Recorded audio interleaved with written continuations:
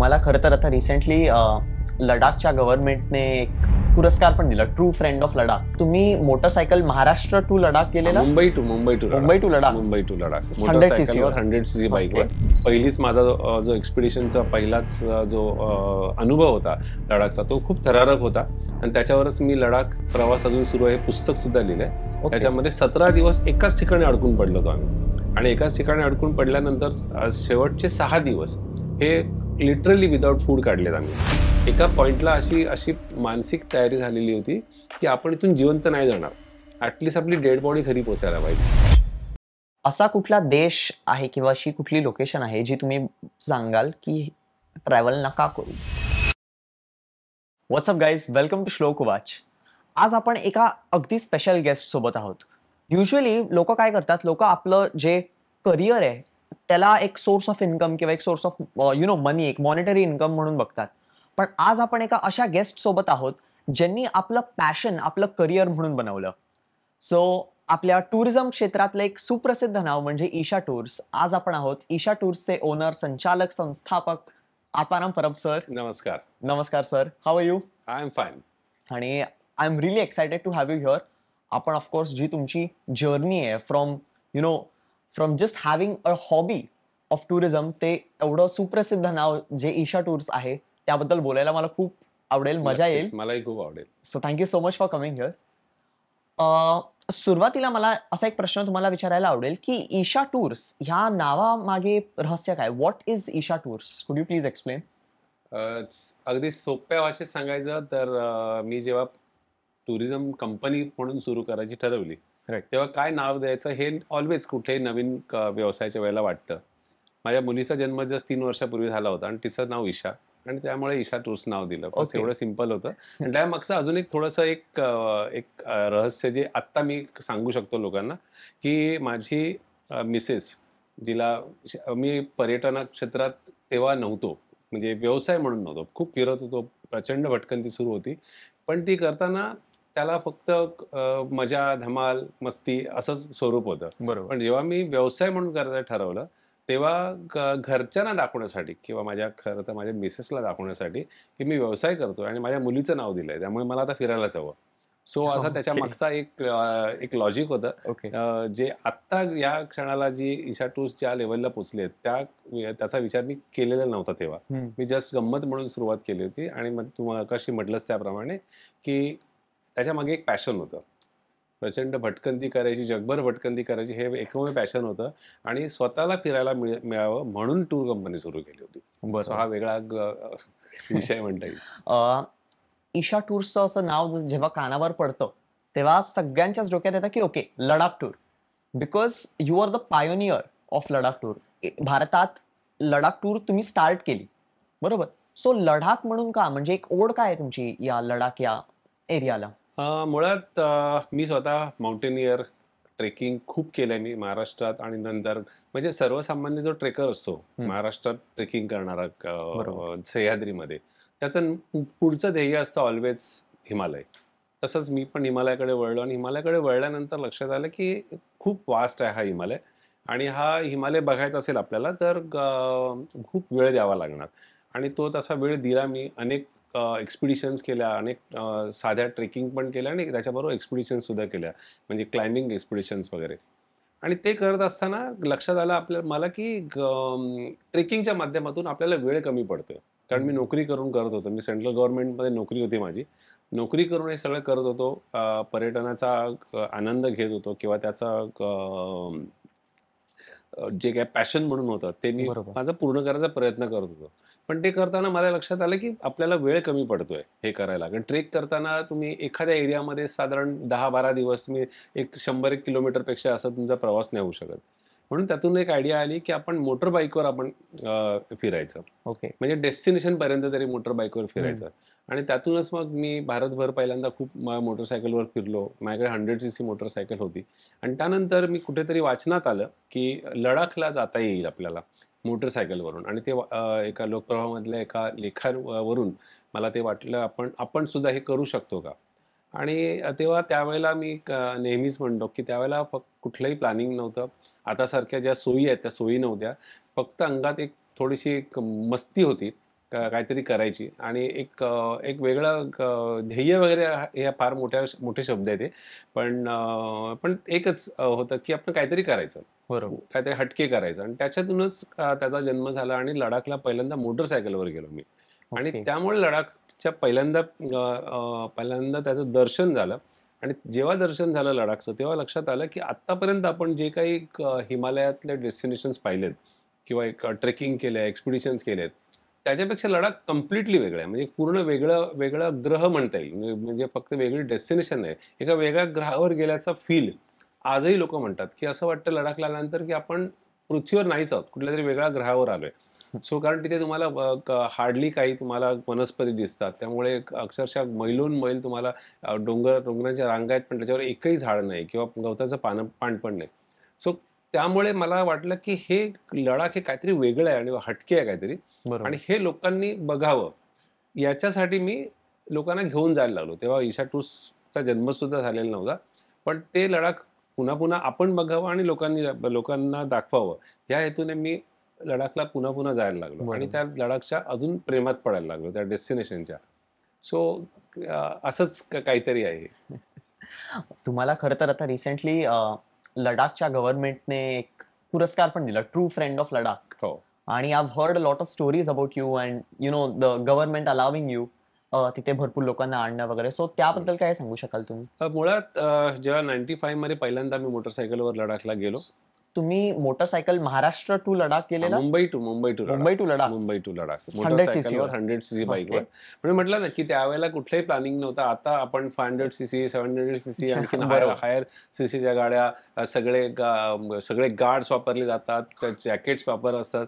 आमच्याकडे तेव्हा काही नव्हतं असलं काही, फक्त जस्ट निघालो आम्ही आणि केलं. त्याच्यामध्ये ती एक वेगळी स्टोरी आहे की पहिलीच माझा जो एक्सपिडिशनचा पहिलाच जो अनुभव होता लडाखचा, तो खूप थरारक होता. आणि त्याच्यावरच मी लडाख प्रवास अजून सुरू आहे पुस्तक सुद्धा लिहिलंय. त्याच्यामध्ये 17 दिवस एकाच ठिकाणी अडकून पडलो होतो आम्ही, आणि एकाच ठिकाणी अडकून पडल्यानंतर शेवटचे 6 दिवस हे लिटरली विदाऊट फूड काढलेत आम्ही.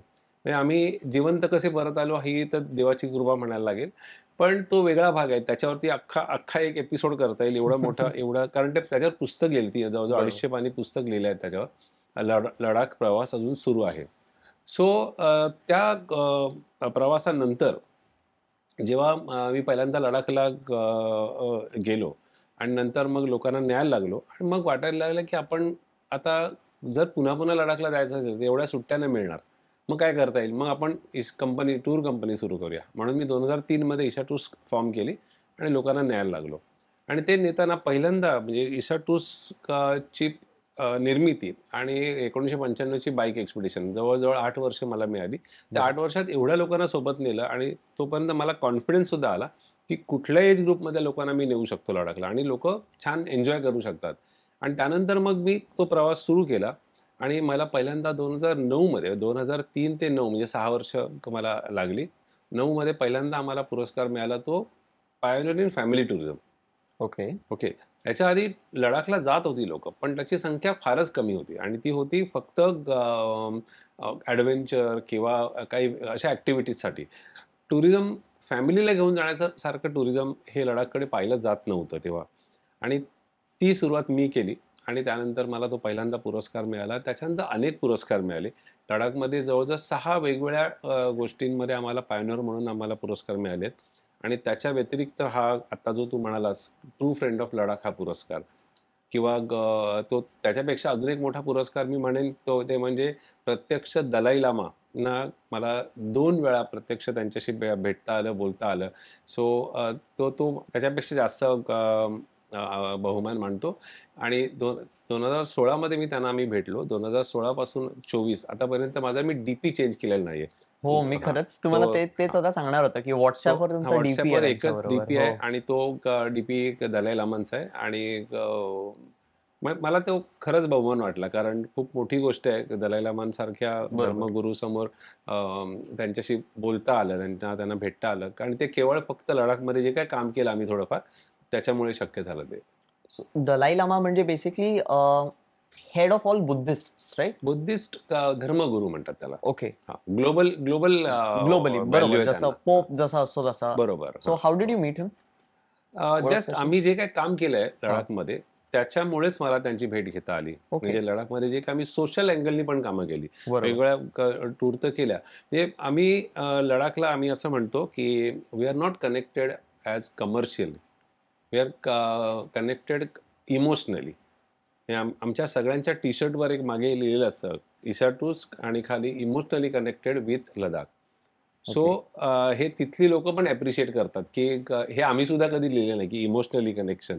सो आणि आमच्या सगळ्यांचंच माझं आणि माझ्या सगळ्या टीमचं जे एक इमोशनल अटॅचमेंट आहे लडाख बरोबर. आणि त्यामुळे कधीही आम्ही व्यवसाय म्हणून त्याच्याकडे तेव्हा पण नाही पाहिलं आणि आजही पाहिलं नाही आहे. आम्ही ते विथ द फ्लो आमचं काम चालू आहे. आणि त्यामुळेच जे काय आम्ही जेव्हा लडाखमध्ये क्लाउड बस झाला होता त्यावेळेला जे काय आम्ही थोडंफार काम केलं त्याची पोचपावती म्हणून आम्हाला लडाख बुद्धिस्ट असोसिएशनच्या माध्यमातून दलाई लामांची आम्हाला भेट घेता आली आणि मी प्रत्यक्ष त्यांच्याशी मला बोलता आलं. मस्त. म्हणजे not just connected for your career, पण एक असं एक पर्सनल जे ओढ असते एका लोकेशनला, त्यासाठी तुम्ही ही जी कंपनी फॉर्म केली आणि you started your entire journey of a tourism company. Right. तर आत्ताच रिसेंटली असा एक मला कळलं तुमच्याबद्दल related to something called as Borneo. ह्या एरियामध्ये तुम्ही टुरिझम स्टार्ट केलं. I would love to know because I am pretty sure आपल्या ऑडियन्सला पण नावाने पण ऐकून माहित नसेल की बॉर्निओ हे काय आहे. सो थोडं तुम्ही एक्सप्लेन करा की व्हॉट एक्झॅक्टली बॉर्निओ इज, आणि I would love to know about जे अवॉर्ड्स तुम्हाला तिथे मिळाले. बोर्निओच्या आधी मी एक गोष्ट सांगेन की जेव्हा मी ईशा टूर सुरू केली तेव्हा लक्षात आलं की काय वेगळं करता येईल आपल्याला. कारण सगळे करतायत तेच जर केलं तर आपण त्यांच्यातलेच एक होऊ. तर आपण असं काय करू शकतो की आपलं वेगळेपण लोकांना दिसेल. लडाख तर होतंच माझ्याकडे. लडाख ज्या वेळेला मी सुरू केलं तेव्हा तो कॉन्फिडन्स आला की आपण लडाख एक वेगळं डेस्टिनेशन लोकांसमोर आणलं आणि लोक त्याच्यानंतर खूप मोठ्या संख्येने जायला लागली. त्यानंतर एक गोष्ट ठरवली की लडाख जसं ऑफबीट आणि एक एक्झॉटिक होतं, आता ते दोन्ही राहिलेलं नाही आहे. ना एक्झॉटिक राहिलं आहे ना ऑफबीट राहिलं आहे. कारण आता एवढ्या मोठ्या संख्येने लोक जात आहेत. कारण 2003 मी जे लडाखला जायला सुरुवात केली तेव्हा 15,000 टुरिस्ट जायचे टोटल पूर्ण वर्षामध्ये. यावर्षी 2024 5 लाख ऑलरेडी क्रॉस झाले. सो खूप मोठ्या संख्येने लोक जात आहेत just because of social media. Social मीडियाने खूप मोठं काम केलंय त्याच्यासाठी. सो मग त्यानंतर हे जेव्हा ठरलं की असंच काहीतरी ऑफबीट एक्झॉटिक आणि निश मार्केटमध्येच आपण काम करायचं. आणि नंतर मग हळूहळू एक एक डेस्टिनेशन घ्यायला सुरुवात केली. नॉर्थ ईस्ट इंडियामध्ये आसाम, मेघालय, अरुणाचल तो पार्ट होता. त्याच्यामध्ये आम्ही त्याला ब्रेक करून केलं. पूर्वी काही टूर कंपन्या होत्या त्या 23-27 दिवसांची टूर करायची. ते सगळ्यांना ते झेपायचं नाही म्हणून आम्ही त्याला ब्रेक केलं, 2 पार्टमध्ये केलं. मग स्पिती किन्नौर व्हॅली आम्ही प्रमोट केली भारतामध्ये, भूतानला प्रमोट केलं. हे खूप वेगळ्या पद्धतीने काही गोष्टी प्रमोट केल्या आणि लोकांसमोर आणल्या. मग त्याच्यानंतर जेव्हा भारताबाहेर जायची वेळ आली तेव्हा काय करता येईल हा विचार मनात आला आणि तेव्हा मग सुरुवात मी केली केनियापासून. केनिया, टांझानियामध्ये फार कमी टुरिझम होता. आता तर खूप मोठ्या प्रमाणावर लोक जात आहेत. सो तिथून सुरुवात केली आणि मग अशीच डेस्टिनेशन घ्यायला सुरुवात केली की ज्याच्यामध्ये निश व्हॅल्यू आहे. आणि त्याच्यामधलंच एक बोर्निओ जे अलीकडचं आहे. मला वाटतं 2021 मी ते पहिल्यांदा गेलो. बोर्निओ हे आयलंड हे इंडोनेशिया आणि मलेशियाच्या खाली असलेले एक आयलंड आहे. Which is biggest island in the world. नाही, third biggest island in the world. जे 3 देशांमध्ये डिवाइड झाले. एक आहे इंडोनेशिया, मलेशिया आणि ब्रुनेई. ब्रुनेई तुम्हाला सगळ्यांना माहीत असेल की ब्रुनेई म्हणजे जो श्रीमंत राजा सुलतान जगातला आता तो तिसरा सुलतान आहे तो, ज्याची वैयक्तिक संपत्ती जी आहे ती जगामध्ये सगळ्यात 3rd नंबरवर आहे. सो आणि त्याचं टोटल जो एरिया आहे या बोर्निओच्या आयलंडच्या त्याचे जस्ट 0.84% आहे. आणि तरी सुद्धा तो आज जगातला सगळ्यात श्रीमंत राजा आणि श्रीमंत देश पण श्रीमंत आहे तो. तर त्याच्यामधले ते 3 देश आणि त्यातला मलेशियन पार्ट आहे सबा आणि सरावाक, हे 2 पार्ट बोर्निओचे आम्ही प्रमोट करायला सुरुवात केली. जेव्हा सुरुवात केली तेव्हा मला जेव्हा लक्षात आलं की this is something great destination wise. आणि मला ते खूप आवडलं. आणि बेसिकली माझी पद्धत अशी आहे काम करण्याची, जे मला आवडतं तेच मी प्रमोट करतो. लोकांना आवडतं ते प्रमोट करत नाही. बरोबर. आणि म्हणूनच आम्ही त्या मोठ्या मोठ्या ज्या टूर आहेत इतर म्हणजे ज्या एकदम प्रचलित आपण ज्याला म्हणतो की जसं आता भारतामध्ये कुलू मनाली शिमला किंवा स्टँडर्ड युरोप किंवा सिंगापूर मलेशिया थायलंड दुबई हे आम्ही डेस्टिनेशनला आम्ही हातच नाही घातला, कारण हे ऑपरेट करणारे एवढे टूर ऑपरेटर्स आहेत. तर ते न करता आपण असं काहीतरी करावं की जे आपण कुणाच्या 10 लोकांच्या किंवा 100 लोकांच्या मागे लाईनमध्ये उभं राहण्यापेक्षा आपण वेगळ्या शॉर्टकट म्हणण्यापेक्षा त्याला अभ्यास करायला लागतो. कारण अशा डेस्टिनेशनला पहिल्यांदा तुम्हाला खूप अभ्यास करायला लागतो, स्वतः जावं लागतं, रेकी करावी लागते, कुणाला किती जमेल का, एज ग्रुपला कुठल्या ॲक्टिव्हिटीज जमतील, हे सगळा अभ्यास करून मग तुम्हाला तिथे सुरुवात करता. सो तिथे अशा अनेक डेस्टिनेशन आहे जिथे आम्ही नंबर 1ला आहोत आणि आम्ही खूप छोट्या स्केलनी काम करतोय. आजही आम्ही खूपच छोट्या स्केलनी काम करतोय, पण सांगायला नक्की अभिमान वाटतो की आम्ही नंबर 1 वरती बऱ्याच डेस्टिनेशनवर काम करतोय. मे बी आम्हाला फॉलो करणारे अनेक लोक आहेत की आम्ही एकदा डेस्टिनेशन प्रमोट केलं की मग त्याला फॉलो करतात. जसं लडाखला केलं, भूतानला केलं, स्पिती केनोरालीला केलं. सो हे बघून टुरिझम डिपार्टमेंटच्या लक्षात आलं, बोर्निओच्या टुरिझम डिपार्टमेंटच्या, की अशी इंडियामधली एक टुरिझम कंपनी आहे की जी ऑलरेडी 4 वर्षापासून टूर्स इथे आणते आणि आपण आत्ता इथे एक इंडियामध्ये प्रमोट करायला आलोय. आणि म्हणजे प्रमोशन करायला आलोय आणि ते प्रमोशन करायच्या 4 वर्ष आधी एक टूर कंपनी ऑलरेडी करते. आणि आमच्याकडून सगळा आमचा डेटा घेतला आणि त्यानंतर मला आत्ता मेमध्ये 13 मेला बोर्निओमध्ये म्हणजे कोटा किनाबालू नावाचं त्यांचं जे मोठं शहर आहे, त्या शहरामध्ये मला pioneer in Indian tourism market असा अवॉर्ड मिळाला. जो म्हणजे इंडियामधून अजूनही कोणी तिथे उतरलेलं नव्हतं त्या क्षेत्रात. तिथे आम्ही गेलो. अशी अनेक ठिकाणं आहेत जगामधली की जे आम्ही प्रमोट करा. आता इव्हन ते ब्रुनेई, बोर्निओमधलाच ब्रुनेई नावाचा छोटासा देश, तो सुद्धा आम्ही प्रमोट करायला घेतलाय.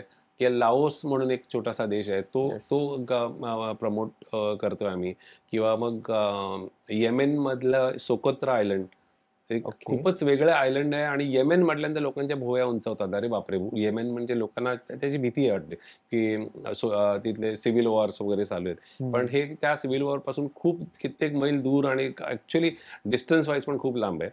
सो ते आहे. गॅलापागोस आयलंड्स आहेत किंवा अशी अनेक ठिकाणं आम्ही प्रमोट केली आहेत आणि प्रमोट करण्याचा प्रयत्न सतत चालू राहणार. आणि म्हणून हा प्रवास सतत चालू राहील, कारण जग एवढं मोठं आहे आणि जगामधल्या अशा निश गोष्टी एवढ्या आहेत की त्या कधीच संपणार नाहीत. म्हणजे आयुष्य संपेल पण त्या गोष्टी संपणार नाहीत. त्यामुळे आम्हाला आणि काम करायला एक नवीन ऊर्जा मिळते नेहमी, कारण काहीतरी नवीन शोधायचं, नवीन लोकांसमोर आणायचं आणि मग ते लोक त्याला जेव्हा चांगला प्रतिसाद देतात आणि त्यानंतर जेव्हा लोक आनंदी होतात, तेव्हा खरंच वाटतं की आपण काहीतरी अचीव्ह केलं. बरोबर. पण ॲज यू सेड की आता तुम्ही इतकी नावं लिस्ट आउट केली या कंट्रीजची, काय लोकेशन्सची. ऑनेस्टली सांगतो, एकही नाव मी ऐकलेलं नव्हतं. बऱ्याच लोकांचा जे पर्यटन करणारे रेग्युलर आहेत त्यांनी पण ही नावं ऐकलेली नाहीयेत. सो आणि तोच प्रयत्न असतो की अशीच काहीतरी ठिकाणं शोधायची आणि शोधायची म्हणण्यापेक्षा ती आहेत तिथे. फक्त आपण तिथे जाऊन त्याचा अभ्यास करावा लागतो आणि अभ्यास केला की सगळंच काही. सो असं एक निश ट्रॅव्हलिंग जे तुम्ही केलं, what exactly so special about Borneo की तुम्ही हा एरिया डिसाईड केला ट्रॅव्हल? आता बोर्निओमध्ये मला वेगळं काय वाटलं हे मी सांगतो. त्याच्यामध्ये एकतर असे 3 प्राणी आहेत की जगात बाकी कुठेच मिळत नाहीत. प्रोपॅगस नावाचा जो एक मंकी आहे, लांब नाकाचा माकड, तुम्ही कदाचित फोटो पाहिलेले असतील तर ते, किंवा ओरांगुटान तर तुम्हाला याच्यामध्ये दिसतात, विल्डरनेसमध्ये दिसतात. देन पिग्मी एलिफंट, त्याची हाईट म्हणजे फुल ग्रोन एलिफंटची हाईट सुद्धा 5 फुटापेक्षा जास्त नाही त्याची. आणि ते फक्त बोर्निओमध्ये सापडतात, बाकी कुठेच नाही. हे तिन्ही नावं सांगितली ती की बोर्निओच्या व्यतिरिक्त जगात कुठेच मिळत नाहीत. ओके. अनेक वनस्पती आहेत त्या पण बोर्निओ सोडून कुठेच मिळत नाहीत. त्याच्यानंतर एक रायनोसरस हॉर्नबिल नावाचा एक पक्षी आहे, तो सुद्धा फक्त बोर्निओमध्ये मिळतो. तर ह्या काही युनिक गोष्टी आहेत. आणि त्याच्या व्यतिरिक्त तुम्हाला जर रेन फॉरेस्ट बघायचं असेल, म्हणजे खऱ्या अर्थाने रेन फॉरेस्ट बघायचं असेल, बरोबर, तर तुम्हाला जावं लागतं ॲमेझॉनमध्ये. तर ॲमेझॉन खूप लांब आहे, खूप पैसे लागतात. त्यापेक्षा इथे तुम्हाला असं रेन फॉरेस्ट आहे की जिथे अजूनही माणसाची पाऊलखुणच उमटलेल्या नाहीत, अशी अनेक ठिकाणं तुम्हाला बघायला मिळतात.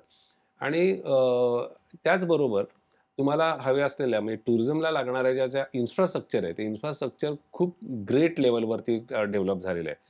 त्याचं कारण फॉरेन टुरिझम खूप जास्त आहे. ओके. युरोपियन्स खूप मोठ्या प्रमाणात येतात, अमेरिकन खूप मोठ्या प्रमाणावर येतात, पण भारतीय लोकांना अजूनपर्यंत ते पोचले नाही. त्याचं कारण आपल्याकडे खूप प्रचलित गोष्टी आहेत, त्याला जास्त फोकस केलं जातं.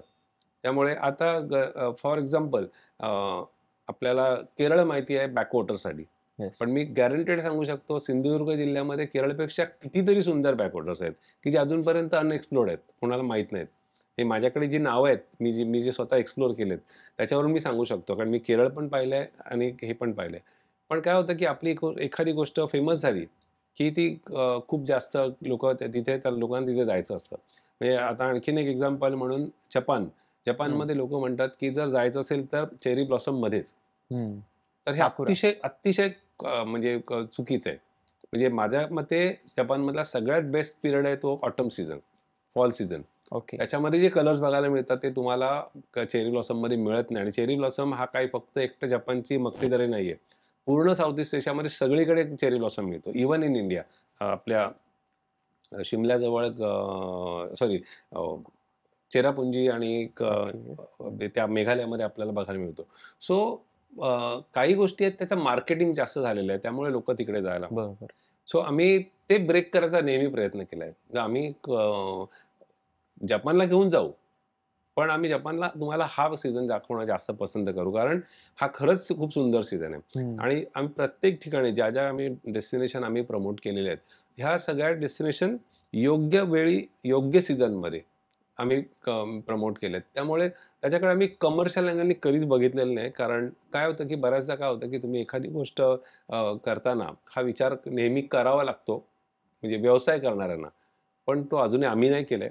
आणि तरीसुद्धा आम्ही सस्टेन करतोय आणि छान सस्टेन करतोय. आम्ही नेहमी म्हणतो, की आम्ही गर्दीसाठी काम नाही करत, आम्ही दर्दी लोकांसाठी काम करतो. So awesome. आणि आणि अशी दर्दी लोकं खूप आहेत जगात आणि ती आम्हाला सापडतात. आता तुमचा एक नॉर्दर्न लाईट्सचे काही फोटोज आणि व्हिडिओज होते, जे BBC न्यूजवर फीचर झाले. हं, हं, तर त्याविषयी मला तुम्हाला विचारायला आवडेल, which country were you exactly in hmm. जेव्हा तुम्ही हे फोटोज घेतले? किंवा how did those photos, videos reach BBC news?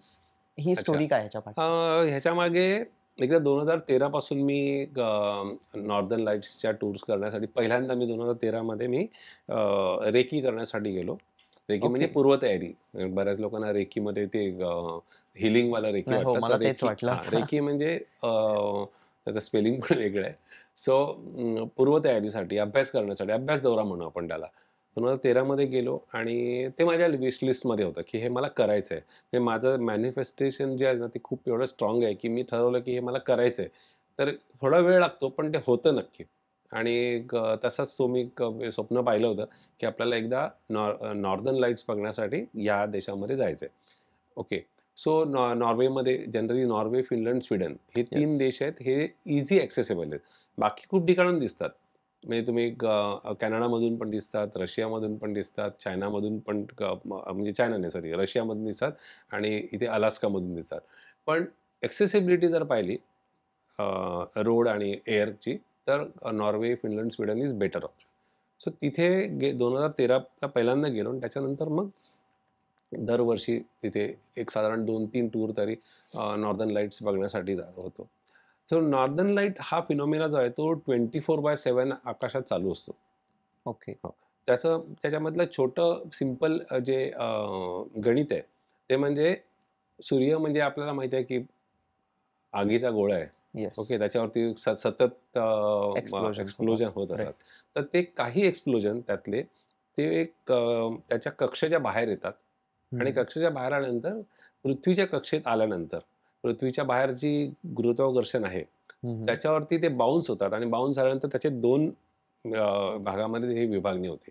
Okay. आणि तोपर्यंत त्याचा तो तो जो एक्सप्लोजन झालेला जो पार्ट असतो, तो लाईटच्या स्वरूपात येतो आणि हं. तो पृथ्वीच्या नॉर्थ पोल आणि साऊथ पोलला जाऊन ते फ्लॅश आर्टिक आणि होतो. हो. अंटार्क्टिक सर्कलमध्ये ते आपल्या जी हे आहे गुरुत्वाकर्षण ची जी आपली कवच आहे, हं. त्यातून ते आतमध्ये येतात आणि आतमध्ये आल्यानंतर आपल्या पृथ्वीच्या कक्षेत असलेल्या ज्या हे आहेत वायू आहेत, म्हणजे ऑक्सिजन आहे, नायट्रोजन आहे, बरोबर. एटमॉस्फिअर आपलं. त्याच्याबरोबर ते क्लॅश होतात आणि ते हं. त्याचं जे फ्रिक्शन जे होतं, त्या फ्रिक्शनमुळे ते लाईट दिसतात.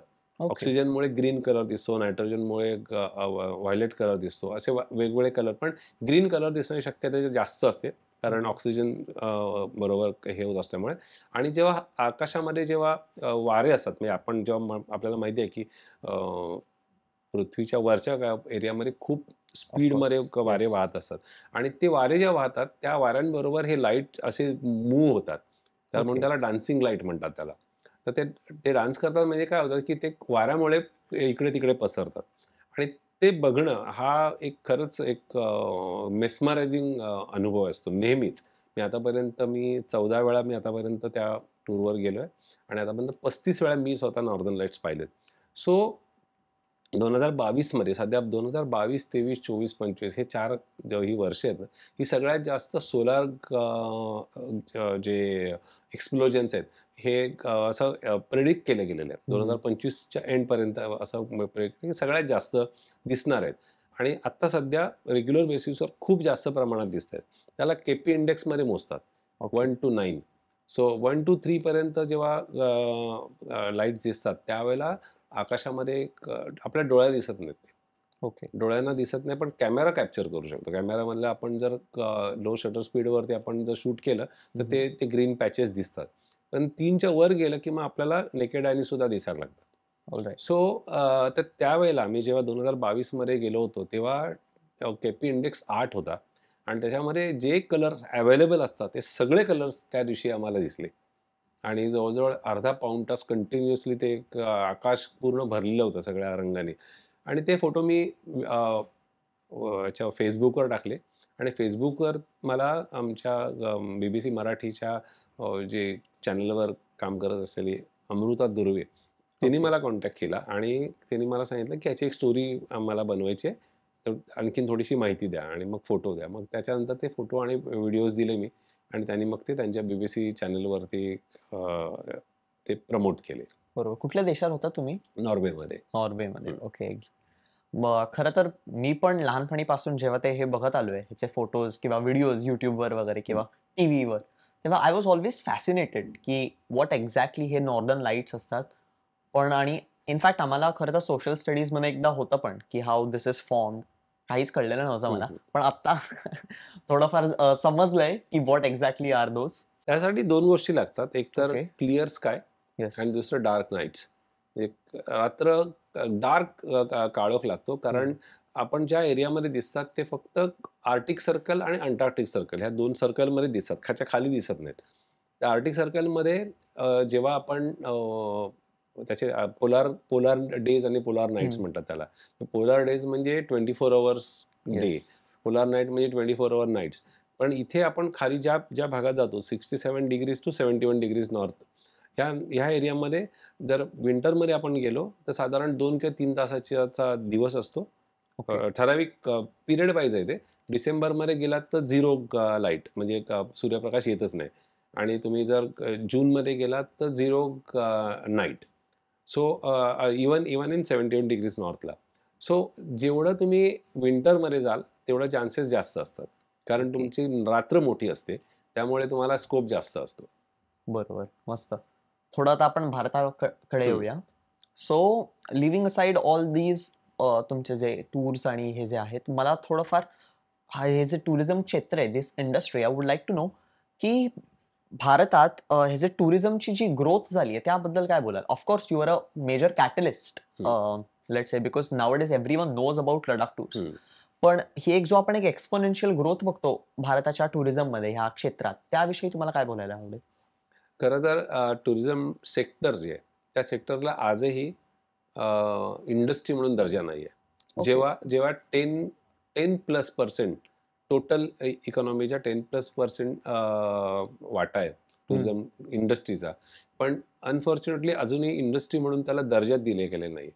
So that is a biggest problem. आणि त्यामुळेच जेव्हा पॅन्डेमिक आलं त्यावेळेला हा सगळ्यात जास्त फटका जो बसला तो टुरिझम सेक्टरला बसला, कारण इंडस्ट्री नसल्यामुळे कुठलीही अनुदान कोणाला मिळाले नाहीत. सगळ्यांनी प्रत्येकाने इंडिव्हिज्युअल लेवलला फाईट करून त्यातून बाहेर आले.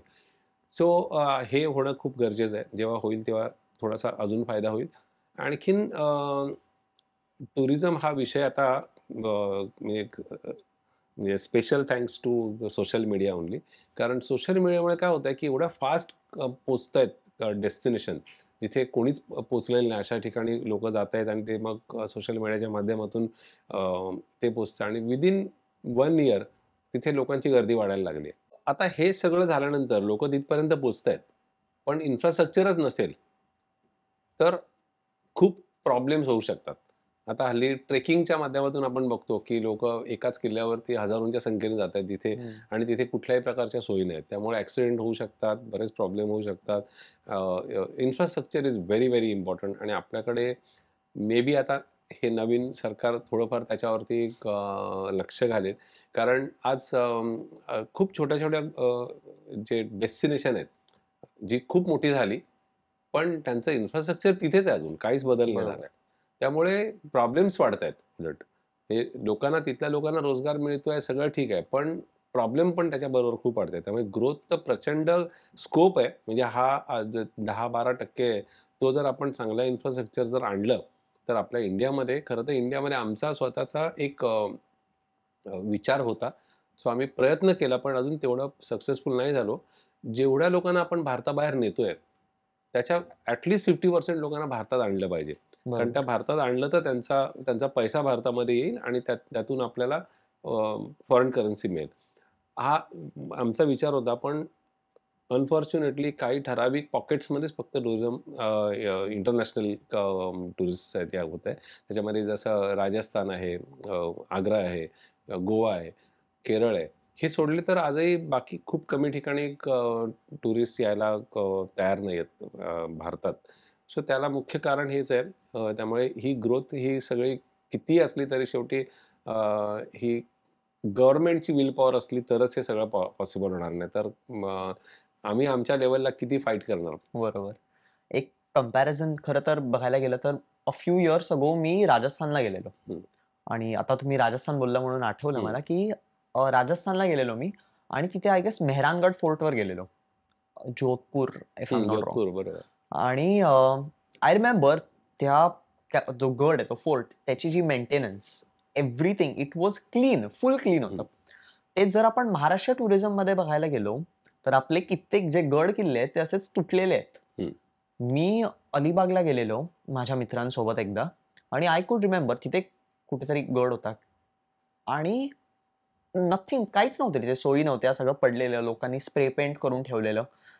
हे why exactly is this happening, की why is not Maharashtra government looking into our heritage? Because आता ह्या ज्या साईट्स आहेत, ज्या छत्रपती शिवाजी महाराजांचे जे किल्ले आहेत, बरोबर, ज्या केव्ज आहेत, लेण्या आहेत, अनेक मंदिरं आहेत, त्यांच्याबद्दल आपल्याला माहीतच नाहीये. Wien people look at India एका टुरिझमच्या पर्स्पेक्टिव्हने, तर काहीच सर्टन प्लेसेस आहेत जिथे ते जातात. There on the other hand Maharashtra जर आपण बघायला घेतलं, इट इज सो अनकवर्ड. बरोबर. अशा काही-काही लोकेशन्स आहेत, जे आपण पाहिल्याच नाहीये. हं. So I am pretty sure की जर if the government acts on it, बरोबर, फॉर प्रिझर्व्हिंग, जसं जर बाकीचे जर स्टेट्स करू शकतात स्वतःचं कल्चर आणि हेरिटेज एक मान ठेवायला त्याचा, हं. तर आय एम प्रिटी शुअर की आपण पण करू शकतो. आणि आय फील लाईक की हे करून महाराष्ट्र टुरिझमला पण खूप एक चांगला एक धक्का मिळेल. तुमचं काय मत आहे त्यावर? हे तर काय सगळे सगळे तेच म्हणतायत. हो, असंच करायला पाहिजे, पण करणार कोण हा मोठा प्रश्न आहे. ते त्यामुळे पण आता आहे. तू राजस्थानचं नाव घेतलंच. राजस्थान आणि केरळ ही 2 हम्म. डेस्टिनेशन आहेत. ही फॉरेन टुरिस्टना जे काय हवंय, ते सगळं देऊ शकण्याची कॅपॅसिटी त्यांच्याकडे आहे आणि ते खूप छान पद्धतीने मेंटेन पण करतायत. आता अनफॉर्च्युनेटली राजस्थानपर्यंत फार कमी इंग्रज पोहोचलेत आणि मोडतोड जी काय केली आपल्याकडे, नासधूस केली ती त्यांच्यापर्यंत झाली नाही. त्यामुळे ते बऱ्यापैकी आता इंटॅक्ट आहे बरोबर. हो, सगळं. हो. पण महाराष्ट्रामध्ये जसे आता आपण म्हणतो, की शिवाजी महाराजांचा ॲटलीस्ट 1 किंवा 2 किल्ले तरी पूर्ण तसेच्या तसे उभे राहायला हवेत. त्या त्या पद्धतीने. हम्म. मी कित्येक भारताबाहेर मी अनेक ठिकाणी गेलोय. खूप छोट्या-छोट्या गोष्टी, खूप छोट्या गोष्टी त्यांनी त्याला ग्लॅमराइज करून मोठं केलंय येस. आणि त्याला मात्र उभं केलं पुन्हा हो. तसंच. म्हणजे तो जो हेरिटेज आहे, त्या हेरिटेजला पुन्हा त्यांनी तसं उभं केलं. आपल्याला ते पॉसिबल आहे. तर आपण समुद्रामध्ये शिवाजी महाराजांचे पुतळे बांधण्यापेक्षा खरं तर कुठलातरी 1 किंवा 2 किल्ले जरी घेतले आणि ते पूर्णपणे जर उभे केले, तर तो खरंच तो इतिहास पुन्हा एकदा दाखवता येईल लोकांना आणि प्रिझर्व करता येईल. हे बरोबर. आजही तुम्ही रायगडवर जाताना, आता आमच्यासारखे आम्ही ट्रेकिंग करणारे आहोत, त्यामुळे आम्ही कधीच त्या रोपवेने जात नाही. पण रोपवेने तिथे जायचं असेल ना, तर तो सगळ्यात बिगेस्ट ॲडव्हेंचर वाटतो. कारण तो एवढं भीती वाटते त्या ह्याच्यामध्ये. ट्रेकर्सला आज सुद्धा. 28-30 वर्षापूर्वी तो बांधलेला तो हो. आहे. तो कधी पडेल, कधी कोसळेल काहीच भरोसा वाटत नाही. सो ही ज्या वेळेला गॅरंटी येईल, की आपल्याकडे मनुष्य म्हणजे माणसाच्या जीवाची जी किंमत आहे ना, ती खरं तर अनफॉर्च्युनेटली ॲक्सिडेंट झाल्यानंतर तिथे आपल्याकडे ॲक्शन घेतले जातात. बरोबर. म्हणजे व्हेअरएज अमेरिकेत किंवा कुठेही जगामध्ये कुठल्याही टुरिझम डेस्टिनेशनला खूप आधी पहिल्यांदा काळजी घेतली जाते, पण त्यामुळे ॲक्सिडेंट होतच नाहीत. सो ह्या गोष्टी आपल्याकडे कसा हा विषय वेगळा विषय आहे, जो आमच्या कंट्रोलच्या बाहेर आहे. म्हणजे ॲज अ टूर ऑपरेटर म्हणून कंट्रोलच्या बाहेर आहे. वाटतं सगळं व्हायला पाहिजे. पण जोपर्यंत सरकारी विल पॉवर येत नाही तिथे आणि ते तोपर्यंत काहीच होणार नाही. बरोबर. थोडे क्वेश्चन आता मला डायव्हर्टिंग फ्रॉम महाराष्ट्र मला हं, आवडेल. Coming back to the Himalayas, हं, जो मी तुम्हाला प्रश्न विचारलेला, की यू हॅव ट्रॅव्हल्ड हिमालयास खूप वेळा. तर ॲज अ स्पिरिच्युअल पर्स्पेक्टिव्ह आता बघायला हं, गेलं तर I come from a very yogic background. हं, हं, तर मला आपले जे भरपूर सारे आपले जे स्क्रिप्चर्स आहेत, आपले जे हं, ग्रंथ आहेत, हं, आपल्या सनातन धर्मांचे, तर त्यात Himalaya is considered the entire series जे रेंज आहे, हं, it is considered as very pure, as a very sacred place. हं. देवभूमी म्हणतात येस. त्याला. तर असे काही तुम्हाला एक्सपिरियन्सेस आले आहेत का तिथे, असे स्पिरिच्युअल काही experience, or have you felt की ओके इथे काही असं एक डिफरंट प्रेझेन्स आहे? तर त्याबद्दल नक्कीच मला अं, जसं तू आता योगिक बॅकग्राऊंड. हो. बॅकग्राऊंड आहे, तसा माझा कुठलाच बॅकग्राऊंड नाही त्या बाबतीत. अच्छा. पण मला एकच गोष्ट माहीत आहे, की जर कुठे देव असेल, तर तो गर्दीच्या ठिकाणी नक्कीच नसेल. असं माझं माझं ओके. स्वतःचं. त्यामुळे बरोबर. मी कुठल्याही आतापर्यंत ज्या आमच्या टूर आहेत, कैलाश मानसरोवर असेल किंवा अमरनाथ यात्रा असेल, तुमची वैष्णोदेवी असेल, मी गेलेलो नाहीये. वैष्णोदेवीला एकदाच फक्त गेलोय. पण या ठिकाणी मी कुठेही गेलेलो नाही. कारण मला त्यापेक्षा वाटतं, की लडाखमधल्या एखाद्या एखाद्या डोंगरावरती शांतपणे डोळे मिटून जर आपण ध्यान काय असतं हे मी अजून कधी केलेलं नाही. फक्त डोळे बंद करून फक्त शांतपणे बसलं तरीसुद्धा आपल्याला काहीतरी अनुभूती येते असं मला वाटतं. त्यामुळे कुठल्याही मी हिमालयात पण जायची गरज नाही. तुम्ही जिथे शांतता आहे, जिथे कुणी नाही आहे आणि फक्त निसर्गाचा आवाज तुम्हाला ऐकू येतोय. तिथे जर डोळे मिटून जरी आपण बसलो तरी तुम्हाला एक एक वेगळी अनुभूती मिळू शकते असं मला बरोबर. वाटतं आणि तो अनुभव मी खूप वेळा घेतलाय. आणि लडाखबद्दल मी खूप वेळा ऐकलंय लोकांकडून, की इथे काहीतरी वेगळं स्पिरिच्युअल कनेक्शन आहे.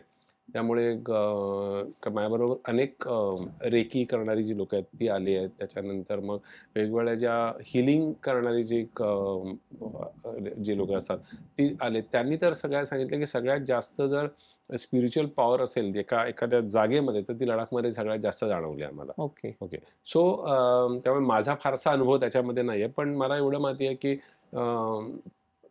शांत डोळे मिटून जर आपण ध्यानधारणा केली, तर नक्की त्याचा फायदा होईल. ओके. तर आता यू हॅव टोल्ड मी की you have travelled over 75 countries, हं, बरोबर?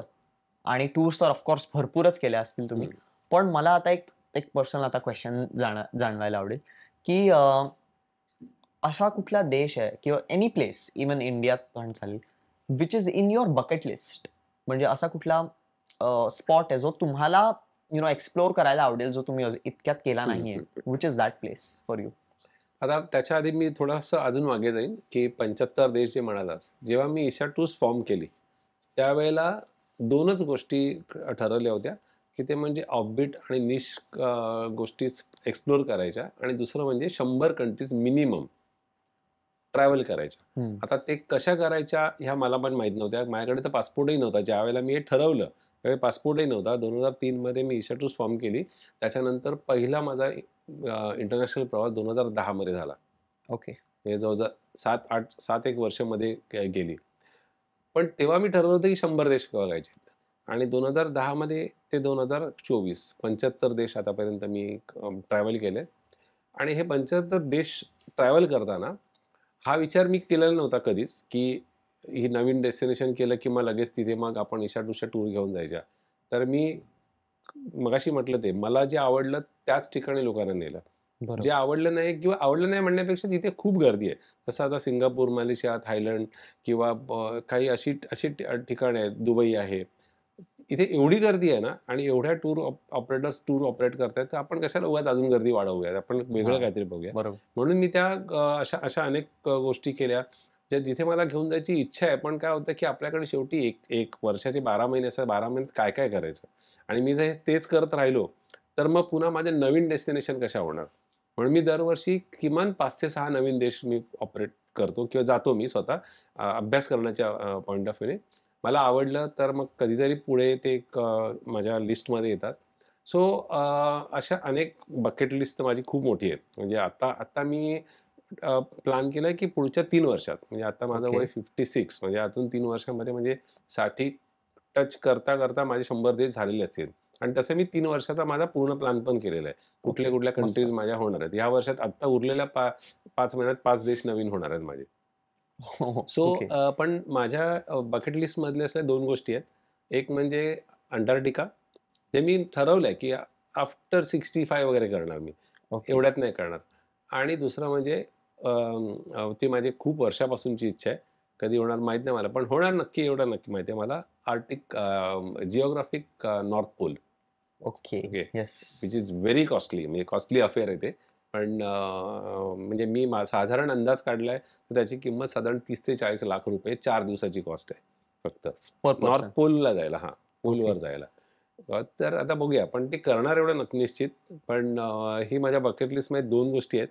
त्याच्या व्यतिरिक्त खूप आहेत. म्हणजे ज्या आपण मला इंटरनॅशनल टूरबद्दल किंवा इंटरनॅशनल डेस्टिनेशनबद्दल आवड का निर्माण झाली ती पण खूप इंटरेस्टिंग गोष्ट आहे.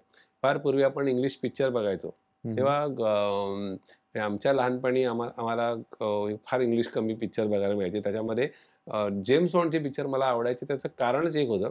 कारण जेम्स बॉन्डच्या पिक्चरमध्ये एखादं नवीन डेस्टिनेशन जेम्स बॉन्ड तिथे उतरतो आणि त्या देशाचं नाव किंवा जागेचं नाव हो, असं हां, खाली असं असं. खाली यायचं. येस. इस्तांबूल, क्युबा हं. किंवा आणखीन काय-काय असं. सो ते कुठेतरी असं डोक्यात बसलं होतं. हे हे आपण बघायला पाहिजे काहीतरी. त्यामुळे ते पहिलं जेम्स बॉन्ड आणि त्याच्यानंतरचं काम मिशन इम्पॉसिबलनी केलं. Mission okay. इम्पॉसिबलमध्ये सुद्धा तेच तसंच येस. प्रत्येक ठिकाणची नावं येतात खाली. सो ते झालं आणि तिसरं जे होतं ते शाहरुख खानचे शाहरुख खानचे पिक्चर मी फक्त तेवढ्यासाठी बघतो. नवीन डेस्टिनेशन काय प्रमोट करतोय. Okay. So Iceland first time मी त्याच्या पिक्चरमुळे मला कळलं. दिलवाले पिक्चरमध्ये एक जो आइसलंड गेरुआ नावाचं जे गाणं आहे.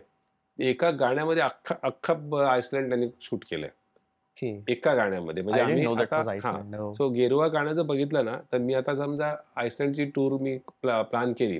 तर त्या गाण्याची जी क्लिप आहे ना, तीच फक्त पाठवतो. पण हे बघा, हे सगळं बघणार आहोत आपण. आता त्याच्यामध्ये शाहरुख खान आणि काजोल आहे, की ते फक्त आपण असणार आहोत. पण आणि मग नवीन अशी ठिकाणं फक्त शाहरुख खानच्या पिक्चरमध्ये खाली नावं नाहीयेत. हं. कुठला देश आहे, कुठे केलंय. मला जवळ-जवळ 6-7 महिने लागले ती जागा शोधायला. एका ह्याच्यामध्ये ब्राउन कलरची वाळवंट आणि खालच्या बाजूला निळ्या रंगाचा समुद्र हं. आणि त्याच्यावरती ते गाणं आहे एक शाहरुख खानचं. सो मला ते ती जागा शोधायला खूप कष्ट पडले. पण ती सापडली शेवटी नामिबियामध्ये ती जागा आहे.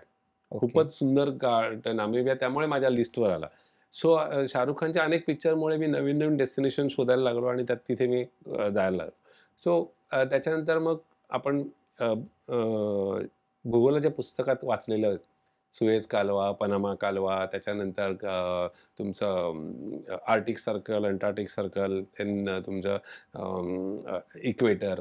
तर ह्या सगळ्या गोष्टी कुठे-कुठे डोक्यात बसल्या. त्यामुळे त्या सगळ्या ठिकाणी जायची इच्छा निर्माण झाली आणि तसाच प्रवास माझा ते अट्रॅक्शन कायम कायम आहे आणि त्याच्यामुळेच नवीन गोष्टी शोधून काढता येतात आणि त्याचा अभ्यास करून मग जाता येतं. बरोबर.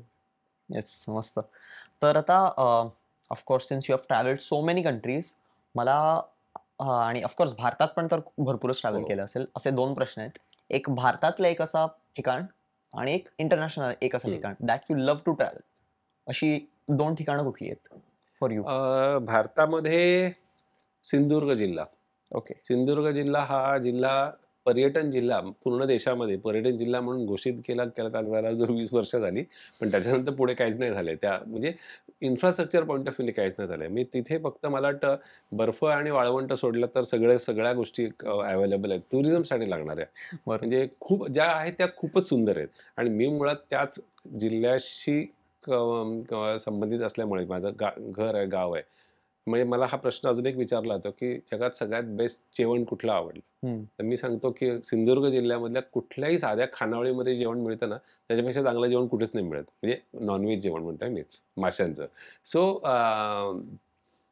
म्हणजे माझं ते आवडतं ठिकाण आणि माझं गाव जे आहे, ते आजही एवढं रिमोट आहे, की आमच्या गावामध्ये जाऊन काही न करता नुसतं जरी बसून राहिलात ना, तरीसुद्धा पुन्हा तो आध्यात्मिक त्याला हो. जोड कारण कसलेच म्हणजे आर्टिफिशियल आवाज येत नाहीत.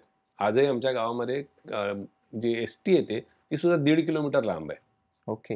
हे आमच्या घरापर्यंत आता रस्ता आहे, पण म्हणजे जो मेन रस्ता आहे तो 1.5 किलोमीटर लांब आहे. त्यामुळे जे काय आहेत आवाज, ते निसर्गाचेच आवाज ऐकू येतात. त्यामुळे मला ते आजही ते ठिकाण खूप आवडतं आणि जगामधलं सगळ्यात आवडतं ठिकाण म्हणजे केनिया आणि टांझानिया. हे ओके. जे प्राण्यांचं जे जग आहे, ते बघणं म्हणजे तो वेळ लागतं. मी आतापर्यंत सगळ्यात जास्त मी जे प्रवास केलाय तो केनियामध्ये केलाय 23 वेळा. ओके. ओके. आणि मी ह्यावर्षी माझं 1 वर्ष माझं मिस झालंय, त्यामुळे त्याचा मला त्रास होतोय, की आज कसं यावर्षी कसं मिस झालं माझं. कारण ती एकमेव अशी डेस्टिनेशन आहे, जिथे तुम्हाला नेक्स्ट मोमेंटला किंवा पुढच्या आजच्या दिवसामध्ये बाकी कुठल्या टूर करतो आपण, तेव्हा आपल्याला माहीत असतं, की आपण हे बघणार आहोत, हे बघणार आहोत, हे बघणार आहोत. अशा 1, 2, 3, 4 गोष्टी हम्म. माहीत असतात. या प्रवासामध्ये तुम्हाला पुढच्या मोमेंटला काय बघणार आहात त्याची तुम्हाला काहीच माहिती नसते. बरोबर. Complete every moment is surprise. Surprise. त्यामुळे समोर काय येईल काहीच माहीत नसतं आणि ती एक्साइटमेंट आहे ना, ती खूप बरोबर. वेगळी आहे आणि त्यामुळेच मला ते जास्त आणि मुख्य म्हणजे आपण त्या प्राण्यांच्या जगात जातो. हे हम्म. कुठलेही आर्टिफिशियल म्हणजे आपण ती गाडी ज्या प्रवास करतो ती सोडली तर बाकी तिथे काही बदललेलं नसतं. म्हणजे जे आहे तसं वर्षानुवर्ष ते तसंच आहे आणि ते प्राणी आपल्याला त्यांचं लाईफ सायकल जे आहे त्यांचं, ते आपल्याला खरंच शिकवतात, जे आपण मनुष्य प्राण्यांनी पण थोडंसं शिकायला हवं. बरोबर. आपण सोशल मीडियावर फिल्म्समध्ये वगैरे इतके डेस्टिनेशन्स बघतो. We have so many travel influencers हं. सेइंग की हा कंट्री हा देश तुम्ही ट्रॅव्हल करायला हवा. ह्या स्पॉटला तुम्ही जायला हवा. असा कुठला देश आहे किंवा अशी कुठली लोकेशन आहे जी तुम्ही सांगाल की ट्रॅव्हल नका करू? असे कुठले? मी असं असं मी नाही सांगणार नका करू, कारण मला निगेटिव्ह बोलायला आवडत नाही. मी कधीच माझ्याकडे निगेटिव्ह विचार पण येत नाही. हे कसं जमेल? असं होत नाही. हे का नाही जमणार असंच मला वाटतं. मी ओके. एखादं डेस्टिनेशन असेल आता साधं उदाहरण सांगायचं तर ही जी सगळी ठिकाणं आहेत मी सांगतोय नॉर्दर्न लाईट्स म्हणा किंवा आइसलँडसारखी किंवा युरोपमध्ये साधारण 3-3.5 4 लाखाच्या घरात टूर जातात पर हेड. हं. सो हा प्रश्न कुठल्याही टूर ऑपरेटरच्या मनात येणं स्वाभाविक आहे, की हे ह्याला आम्ही अनाउन्स केलं ठीक आहे, अनाउन्स करणं सोपं गोष्ट आहे. पण लोकं तर यायला हवीत. हं. आणि अनेक लोकं फक्त त्यामुळेच अनाउन्सच करत नाहीत, की हे बरोबर. नाही कदाचित नाही जमणार. त्यापेक्षा आपलं हे बरं आहे. सिंगापूर, मलेशिया, थायलंड आणि छोटे-छोटे टूर बरे आहेत. त्या 1-1.5 लाखाच्या रेंजमध्ये होतात. सो मला एक असा निगेटिव्ह विचार मी कधीच केलेला नाही, की जाऊच नये असं कुठलंच ठिकाण नाही. फक्त हां, योग्य ठिकाणी योग्य वेळात जायला हवं. बरोबर. जसं आता युरोपमध्ये मी आता जसं मी आता इटली हा देश आहे. मला तेवढा नाही भावला. म्हणजे माझा पर्सनल हे कारण हं. मला मॉन्युमेंटपेक्षा नेचरमध्ये जास्त माझी आवड. बरोबर. त्यामुळे मला तो कारण मध्ये बऱ्यापैकी जे पाहिलं जातं रोम आणि त्या भागामध्ये, त्या सगळ्या हिस्ट्री आणि मॉन्युमेंट्स आहेत. हं. पण मी हे असं नाही म्हणणार की तुम्ही जाऊ नका. जर तुमची आवड तशी असेल, जसं आता कंबोडियामध्ये फक्त रुईन्स बघायला मिळतात. हो. पण त्याला एक खूप इतिहास आहे ना, मोठा हेरिटेज आहे. म्हणजे हिंदू एक राजा कुठपर्यंत जाऊन त्यांनी येस. काय-काय केलंय. तर पण प्रत्येकाला इंटरेस्ट नसतो. हं. याचाही अनुभव मी घेतला. काही लोकं म्हणतात, की हेच बघायचं आहे ना, मग हे काय परत आता सकाळी बघितलं, परत संध्याकाळी फक्त मंदिर बदलतं. हो. त्याचे स्ट्रक्चर बदलतं. त्यामुळे तेव्हा मी लोकांना सांगतो, जर तुमचा तो इंटरेस्ट असेल, तरच तुम्ही जा. त्यामुळे इंटरेस्टवरती अवलंबून आहे सगळ्या गोष्टी, की हं. जा किंवा नका जाऊ. आणि अनेक लोकांना सांगितलंय, की हे तुम्हाला नाही आवडणार, तुम्ही नका जाऊ कंबोडियाला. तर त्यापेक्षा तुम्ही व्हिएतनामला जा, व्हिएतनामला जास्त एन्जॉय कराल, कारण तुम्हाला जे हवं आहे ते सगळं तिकडे आहे. बरोबर. बरोबर. सो डिपेंड अपॉन दिस. मी असं सांगेन की जा किंवा नका जाऊ म्हणण्यापेक्षा तुमच्या चॉईस प्रमाणे जायला हवं. खरं तर आपण एकदा बिफोर ऑर्गनायझिंग दिस पॉडकास्ट आपण एकदा कॉलवर बोललेलो, जेव्हा तुम्ही सांगितलं that you have this one असं एक title for yourself called छंदी उद्योगी किंवा पॅशन पॅशनप्रेन्युअर. हां, जे आपण एंटरप्रेन्युअर बोलतो, बरोबर. But you are not that, you are more than that, you are a passionpreneur, छंदी उद्योगी. तर how did you get this title exactly? कसं हे नाव कसं तुमच्यासाठी? हे जे नाव आहे, माझे जे मेंटॉर आहेत, ओके. Agnel Rajesh अथाडे, yes. त्यांनी ईशा टूर्सचा 15th ॲनिव्हर्सरीचा प्रोग्राम होता. त्या प्रोग्राममध्ये ते ॲज अ गेस्ट म्हणून आले होते. तेव्हा त्यांनी हे टायटल मला दिलं ओके. की you are not entrepreneur, you are passionpreneur. Passionpreneur. So आणि त्याच पॅशनप्रेन्युअरला मराठीकरण जे केलं ते डॉक्टर PS रामाणी, नाव कदाचित ऐकलेलं असेल. Is a world famous न्यूरोस्पाईन surgeon. Yes. त्यांनी त्याला मराठी केलं आणि छंदी उद्योगी हे नाव दिलं. मस्त. सो दोन्ही नावं देऊन ठाण्यामध्ये एक 2 वेगवेगळ्या हे आहेत, 15 दिवसांनी मॅगझिन्स आहेत. ओके. त्याच्यामध्ये माझा फोटो आणि वरती एका ह्याच्यामध्ये छंदी उद्योगी, एकामध्ये पॅशनप्रेन्युअर नावाचा फ्रंट फोटो वापरलाय माझा ओके. त्या मस्त. ह्याच्यासाठी. आणि तिथे मला हे टायटल तिथे खूप मोठ्या ठळक याच्यामध्ये लिहून त्याला तेव्हापासून लोक मला तशी ओळखायला लागली. Right. त्यामुळे आणि मला ते आवडलं, खूप आवडलं, कारण जे हवं होतं ते नाव मला मिळालं. हो, कारण बरोबर. मला एंटरप्रेन्युअर म्हणण्यापेक्षा मला ते आवडलं, कारण मी ॲक्च्युली माझा जो काही आत्तापर्यंतचा प्रवास आहे हा संपूर्णपणे पॅशनवरती बेस्ड आहे आणि त्याच्यावरच सगळं चाललंय. Right. त्यामुळे मी एकाच कामात अडकून पडत नाही, सतत वेगळं वेगळं करत राहतो आणि त्यामुळे नवीन काम करायची ऊर्जा पण मिळते. तुम्ही जर एकच काम सतत करत राहिलं तर कितीही तुमच्याकडे बिझनेस वाढत जाईल, तुमचा टर्नओव्हर वाढत जाईल, पण तुम्हाला त्याच्यामध्ये मजा नाही येणार. बरोबर. आणि मजा जर हवी असेल तर तुम्हाला चेंज पाहिजे.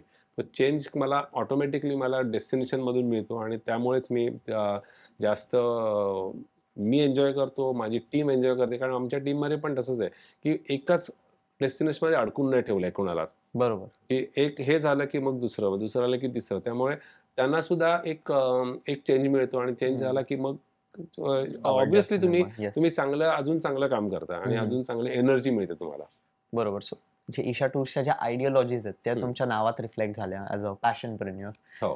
तर ईशा टूर्सची अशी एक USP काय आहे that makes you different from everyone else? एक तर सगळ्यात इम्पॉर्टंट गोष्ट, ही सगळ्यात मोठी USP तर हीच आहे की आपण Passion. Yes. पॅशन आहेच, पण ऑफबीट, एक्झॉटिक Yes. आणि निश डेस्टिनेशनवर Niche. आपण बरोबर. लोकांना नेतो. ग्रुप साईज ऑलवेज खूप छोटी असते. ओके. म्हणजे इंटरनॅशनल टूर्सना आमच्याकडे ग्रुपची साईज, आम्ही आमचं एक स्वतःचं गणित मांडलंय की समजा 55 सीटर बस असेल तर त्याच्यामध्ये 50% ऑक्युपन्सी आपण घ्यायची. ओके. म्हणजे काय होईल की प्रत्येक इंडिव्हिज्युअलला एक विंडो मिळेल. बरोबर. हा. ओके. म्हणजे काय होतं, नाहीतरी जनरली कसं असतं की कारण हा सगळा बिझनेस पॉइंट ऑफ व्ह्यू तुम्ही पाहिलं तर जेवढी जास्त माणसं असतील तेवढं तुम्हाला प्रॉफिट जास्त मिळू शकतं, बरोबर. तेवढी तुमची कॉस्ट कमी होऊ शकते. एक प्रॉफिटपेक्षा आधी कॉस्ट कमी होते आणि कॉस्ट जेव्हा कमी होते तेव्हा तुम्ही मार्केटमध्ये तुम्हाला जेव्हा कोणी कम्पेअर करतं, बरीच लोक हा विचार करतच नाहीत. कम्पेअर करताना काय करतात की ह्या टूरचे ह्यांचे हे किती घेत आहेत, हे किती घेत आहेत, आणि आम्ही ऑब्व्हियसली थोडे वर असतो. त्याचं कारण हाय कॉस्ट असते, त्याचं कारण आमची ग्रुप साईज छोटी असते. ज्यांना कळतं हे, ज्यांना हे कळतं, ज्यांना रिअलाइज होतं की ग्रुपची साईज कमी असण्याचा फायदे काय होणार आहेत, बरोबर. ते आमच्याबरोबर प्रवास करतात. आणि आतापर्यंत आम्ही याचा अनुभव घेतलाय आणि कोणती टूर आम्ही ऑपरेट करतो ती कधीही आमची अगदी रेअर केसमध्ये कॅन्सल केलीच नाही आम्ही, पण ग्रुप साईज कमी झाली, हा जो प्रॉब्लेम असतो हा आम्हाला खूप कमी आतापर्यंत अनुभव मिळाला. कारण लोक रिअलाइज करणारे आहेत. हे सिम्पल गोष्ट सांगतो, 50 लोक एका गाडीमध्ये असतील आणि 25 लोक एका गाडीमध्ये असतील तर एव्हरी डे तुम्ही 2 ते 2.5 तास तुमचे वेस्ट करता 50 लोक असलेली गाडी. कारण फक्त गाडीमध्ये चढणे उतरणे, टॉयलेटसाठी लाईनमध्ये उभे राहणे, जेवणासाठी लाईनमध्ये उभे, ह्या सगळ्याचं टोटल जर तुम्ही केलं तर साधारण 2 ते 2.5 तास तुम्ही वेस्ट करता. म्हणजे तुम्ही फक्त पैसे वाचवण्यासाठी, म्हणजे पैसे कमी पैशात तुम्हाला ट्रॅव्हल करायचं म्हणून तुम्ही तुमचा त्याच्यासाठी तुम्ही बाहेर पडता. आपण बाहेर कशासाठी पडतो? आपण लोक निसर्ग बघायला, तिथली माणसं बघायला, इतिहास आणि जे काय बघायला. तर तो वेळ तुमचा त्याच्यामध्ये वेस्ट होतो. आणि हे ज्या लोकांना आम्ही समजावून सांगतो त्यांना ते पटतं आणि ते मग ट्रॅव्हल करतात. सो हा खूप मोठा USP आहे. आणि आम्ही ग्रुप साईज आणि आमची एकंदरच साईज एवढी छोटी आहे, की त्यामुळे आम्हाला पर्सनलाइज कनेक्शन जे आहे लोकांबरोबर ते आम्हाला ठेवता आलंय. अजूनही ठेवता आलंय. बरोबर. सो आणि that is the most important USP म्हणेन, की पर्सनलाइज अटेन्शन आणि पर्सनलाइज कनेक्शन लोकांबरोबर. सो ह्या 3 USP I think more than enough आहेत. हो. सो आता रॅपिंग अप द पॉडकास्ट, एक मला एक लास्ट आणि एक छान असा एक प्रश्न तुम्हाला विचारायला आवडेल, की you have travelled over 75 countries. भरपूर ठिकाणं तुम्ही एक्सप्लोर केली आहेत, भरपूर ठिकाणं लोकांना एक्सप्लोर करायला लावली आहेत. So out of your so much जे तुम्ही ट्रॅव्हल केलं, इतकी तुमची आयुष्याची जर्नी, एक असा कुठला अनफॉर्गेटेबल एक्सपिरियन्स आहे जो तुम्ही either you were thrilled, you were happy, you were scared, कुठलाही असा एक that you can never forget, असा कुठला आहे? असे तर खूपच आहेत. पण सगळ्यात पहिला जो एक्सपिरियन्स होता माझा प्रवासाचा पहिला तो माझा मोटरसायकल एक्सपिडिशनमध्ये. हे मुंबई टू लडाख जी पहिल्यांदा 1995 मध्ये केली. सो सगळ्यात थरारक जो म्हणता येईल. त्याच्यामध्ये मगाशी मी सुरुवातीला जे सांगितलं, की 17 दिवस जे अडकून पडलो होतो, त्याच्यामध्ये साधारण 6 ते 7 वेळा म्हणजे आम्ही असं म्हणतो ना, की मृत्यूची घंटा वाजवून आलो आम्ही. पण आम्हाला दरवाजा उघडला नाही असं. म्हणजे जर काय ते जे काय स्वर्ग किंवा नरक जे काय असेल ते, त्याचा दरवाजा उघडला नाही म्हणून परत आलो आम्ही. म्हणजे अशा कंडिशनमध्ये होतो आम्ही, की 17 दिवस आज आपल्याला 10-15 मिनिटं, अर्धा तास जरी लेट झाला तरी आपण कासावीस होतो. तर आपण ज्या ठिकाणी अडकून पडलोय, ते तिथून बाहेर पडणार की नाही ह्याचं उत्तर नाहीये. हे बाहेर पडणार की नाही नंतरची गोष्ट आहे. आमच्यासमोर एवढी लोकं तिथे मेली, त्यांच्यावर अंत्यसंस्कार तिथे झाले. एका पॉइंटला अशी अशी मानसिक तयारी झालेली होती, की आपण इथून जिवंत नाही जाणार. ॲटलीस्ट आपली डेड बॉडी घरी पोहोचायला पाहिजे. ह्या लेव्हलपर्यंतचा एक्सपिरियन्स मी त्या त्या ह्याच्यात घेतला. कुठे अडकलेला तुम्ही एक्झॅक्टली? हे हिमाचल आणि लडाखच्या मध्ये एक दारच्या नावाचं एक छोटीशी जागा आहे. तिथे अडकलो होतो. म्हणजे काय केव्स आहेत काही काही? केव्ह नाही, ओपन जागा होती. Open land. तिथे फक्त एक टेम्पररी कॅम्पिंग असते. फक्त जाणाऱ्या लोकांसाठी चहा पाणी आणि जेवण बिवण देण्याची आणि तिथेच थोडंसं मागे झोपण्याची सोय अशी असलेली जागा आहे ती. आणि त्याच्यानंतर जे फर्स्ट विलेज आहे, त्या याच्यानंतर जे फर्स्ट विलेज आहे 230 किलोमीटर दूर आहे. मध्ये एकही गाव नाही आहे मध्ये. So actually no man land ज्याला म्हणू शकतो असा तो एरिया आहे. तर तिथे आम्ही अडकून पडलो होतो. आणि त्यानंतर जे काही अनुभव घेतले आहेत ना, मी एक फोन कॉल करायला मी 80 किलोमीटरचा प्रवास केला. फक्त घरी फोन करून सांगायला, की आम्ही जिवंत आहोत आणि सुखरूप आहोत हे सांगण्यासाठी मी 12,500 त्याची हाईट होती त्या जिथे होतो आम्ही. त्या हाईटवरती 80 किलोमीटर 3 दिवसामध्ये करून परत आलो होतो. त्यामुळे एवढे अनुभव ते पहिल्या त्याच्यामध्ये मिळाले. त्याच्यानंतर जे मिळालेले अनुभव आहेत ना, ते मला अगदी चिल्लर वाटतात. म्हणजे आता त्यानंतर वाटतं, की ह्याच्यानंतर काय असणार अजून. त्यामुळे जे पुढे जे काही प्रॉब्लेम्स आले, लहान प्रॉब्लेम अनेक येतात तुमच्या थरारक वगैरे. पण ते एवढेच असे छोटे क्षुल्लक वाटतात ना, की हे तर काहीच नाही असं होतं. बरोबर. सो तो पहिला अनुभव इज म्हणजे अडकलात कसं म्हणजे एक्झॅक्टली? Because of landslide. आपण आता हल्ली रेग्युलरली बघतोय क्लाउड बस्ट.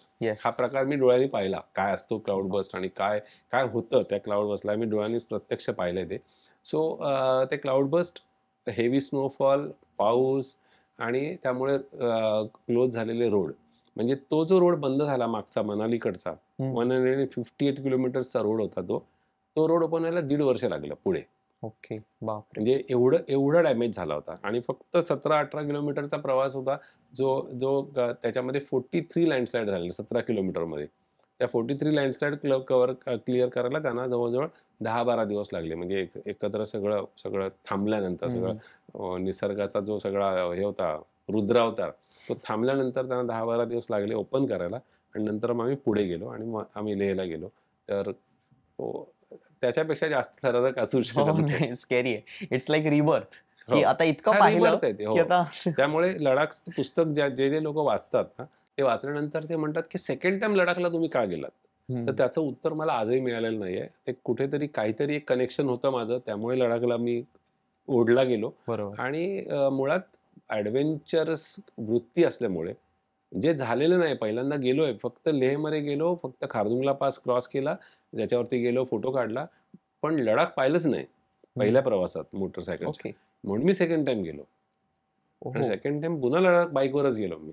ओके. म्हणजे हा. तेव्हा माझ्याबरोबर जी 7 लोकं होती, त्या लोकांना सगळ्यांना मी खूप नंतर जेव्हा मी सेटल झालो, लडाखमध्ये सेटल झालो बेसिकली, तेव्हा मी रिक्वेस्ट केली की माझ्याबरोबर आत्ता लडाख बघायला या. तुम्ही लडाख Convince. बघितलेलंच हो. नाहीये.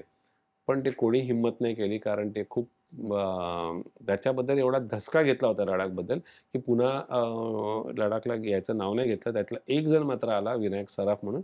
तेव्हा माझी 100वी ट्रिप होती लडाखची. ओके. माझी लडाखची स्वतःची 100वी ट्रिप तिथे सेलिब्रेट केली होती. त्याच्यासाठी त्याला मी इन्व्हाईट केलं होतं आणि तेव्हा आला होता. आणि माझ्या आत्ता लास्ट ट्रिप वॉज 152. 152 लडाखच्या ट्रिप माझ्या मस्त. इंडिव्हिज्युअल झालेत. ओके. बाकी ईशाटूसच्या तर अगणित झालेत. ती खूप आतापर्यंत 50,000 पेक्षा जास्त लोक आतापर्यंत फक्त लडाखला नेलेत. आणि त्या व्यतिरिक्त जगभरात अजून आकडा तर त्याचा डेटा नाही ठेवलाय. मला आणखीन एक गोष्ट सांगायला आवडेल, की जशी याच्यामध्ये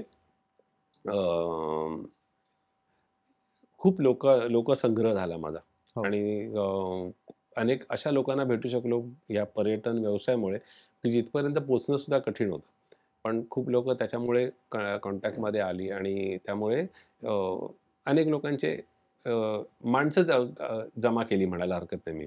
त्या बाबतीत मी श्रीमंत म्हणून स्वतःला समजतो. सो तशाच गोष्टी मी जतन करून ठेवण्याच्या गोष्टी असतात, त्याच्या मला खूप आवड सुरुवातीपासून होती. त्याच्यामध्ये माझ्याकडे 2-3 गोष्टी ज्या आहेत त्या सांभाळल्यात. त्यातली एक युनिक गोष्ट म्हणजे माझ्याकडे आतापर्यंत पहिला जो प्रवास केला विमान प्रवास, तेव्हापासून आतापर्यंत सगळे बोर्डिंग पासेसचं माझ्याकडे कलेक्शन आहे. ओ, म्हणजे मस्त. 3000 पेक्षा जास्त. आणि त्याच्यामध्ये माझ्याकडे डेटा आहे, हा. की कुठल्या विमानतळावर किती वेळा प्रवास केलाय, किती तास मी विमानात प्रवास केलाय, किती तास मी इन एअर होतो, ओके. किती तास मी ट्रान्झिटमध्ये होतो, किती वेळा मी आयल सीटवर बसलोय, किती वेळा सेंट्रल सीटवर बसलोय, किती एअरलाईननी प्रवास केला, किती एअरपोर्टवर किती वेळा उतरलो, ह्या सगळ्याचा डेटा पण आहे. हे मस्त. मी 2020च्या पॅन्डेमिक पिरियडमध्ये मी गंमत म्हणून अच्छा. केलं. आणि तेव्हा लक्षात आलं की आपल्याकडे खूप मोठा खजाना आहे. हो, अशी अशा एक्सेल शीट बनवायला हवी. हो, हो. खूपच मोठं आहे ते आणि हो. लांबलचक आहे ते सगळं. पण त्याच्याबरोबर माझ्याकडे अनेक गोष्टी हेरिटेज असलेल्या बऱ्याचशा अँटिक गोष्टींचं कलेक्शन खूप मोठं आहे. कॅपचं कलेक्शन माझ्याकडे जवळ 150च्या वर कॅप्स आहेत माझ्याकडे, कॅप्स आणि हॅट्स. देन अनेक वेगवेगळ्या प्रकारच्या बेल्स आहेत. गणपतीचं खूप मोठं कलेक्शन आहे. सो माझं घर, माझं ऑफिस हे असं म्हणतात लोकं की म्युझियम आहे. आणि सो ही त्यातूनच निर्माण झालेला एक ॲडिशनल छंद म्हणता येईल त्याला. Yes. So yes sir, I think that's all for today. खूप अमेझिंग पॉडकास्ट झाला आपला. असं एक सगळं इन्फॉर्मेटिव्ह, इंटरेस्टिंग आणि ॲडव्हेंचरस अशा स्टोरीज सांगितल्या तुम्ही. So thank you so much for coming. खूप मजा आली मला पण, आणि आय एम प्रिटी शुअर आपल्या ऑडियन्सला पण खूपच मजा आली असेल हे स्टोरीज ऐकताना.